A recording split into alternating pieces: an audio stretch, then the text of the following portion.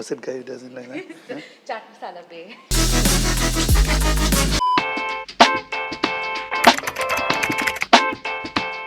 Hello, my name is Chandni and with me today is Joe, resident foodie, Chief Innovation Officer and co-founder here at Licious. Welcome to Licious Answers, where we answer the internet's most searched meat questions. Today we're cooking everyone's favorite, juicy, smoky butter chicken. Yummy butter chicken. Everyone loves it, but yet the internet's most asked question is, why is the chicken so dry and chewy? Are we going to get an answer to this today, Joe? Yeah, I think so. It's a really nice question on the internet because when you go to buy chicken, it's something like playing Russian roulette, You have no clue how old the chicken is or how big it is when you see it with, all decked up with all its feathers. And so in Licious, we took a lot of time to understand how do we get this mouth feel when you eat chicken. So the Licious chicken, whether you're eating butter chicken or tandoori chicken or whatever, you will get that mouth feel of the meat moving around your palate. That's the juiciness we're talking about, And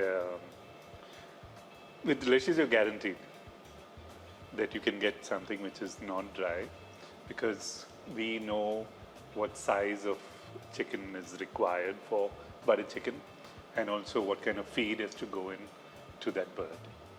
Yep, I think that's the nakra that we have in Licious. So, Joe, what cut would you recommend for a juicy butter chicken? So butter chicken, I'd love to use the leg. Now, whether you want to use with bone or without bone is preference. Okay, so for me, I like to eat butter chicken with both hands, so I'll have it with bone. But there will be some people, the dainty crowd who wants to use a fork and knife and eat. Now that we've chosen the cut of meat, how important is it to marinate it? Okay, so marination is important for butter chicken specifically. I think you should get an idea what the marination will look like. Yeah. Okay, so I've got some curd here. I'll have to whisk it up, make it more smoother. So this is the base of the whole thing.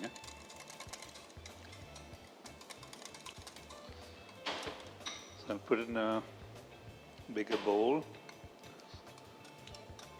Now with the meat, I told you you're going to put the salt in first, okay? And you have to massage it. And just take some salt.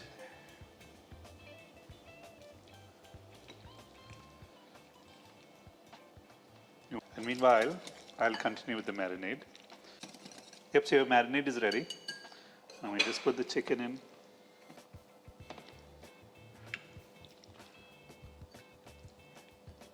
And we just mix this in and then keep it in the fridge.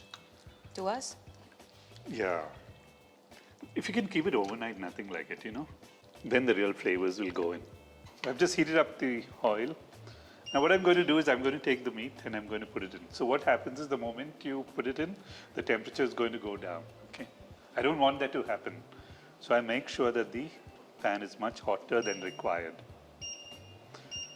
So what we're going to do is we're going to take the meat and just put it all over. So it's called a process called searing, okay? And also we need to get another scientific thing called Maillard reaction. That is the browning of meat. That's when you get the flavors of, meat that is getting roasted. I think that's what we're going to aim for today. Okay.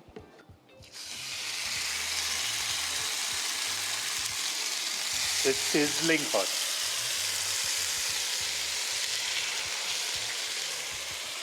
See, by the time I put the fourth, the temperature is dropping. I'll just push it up one notch. And I'm not going to turn it now. I'll just allow it to brown for a while. So basically, I'm trying to get the tandoor effect on this, okay?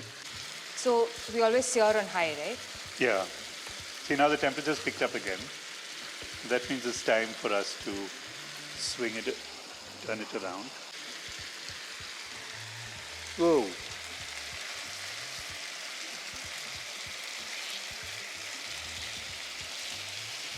So the meat is contracted. I cook up the other side. So how many minutes would you cook this for? Your mouth is watering. It is. It You want really this is. thing to be done quickly. Well, it depends, we're using Thai, so it's going to take a little longer, Okay. maybe about 10 to 12 minutes. And if you were it's cooking- breast, it is much.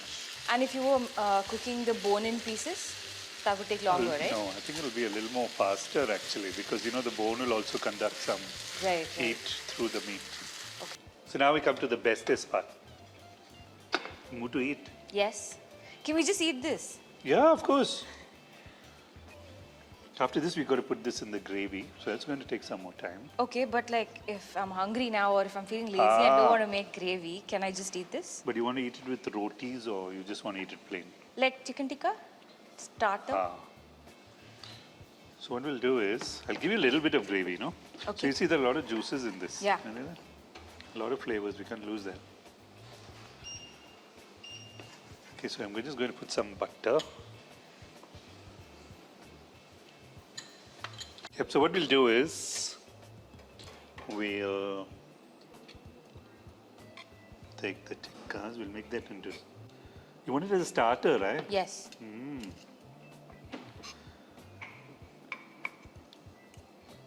Let me just put it in. It's so juicy, can you see that? Yeah. So juiciness is also mainly because of the licious nakras.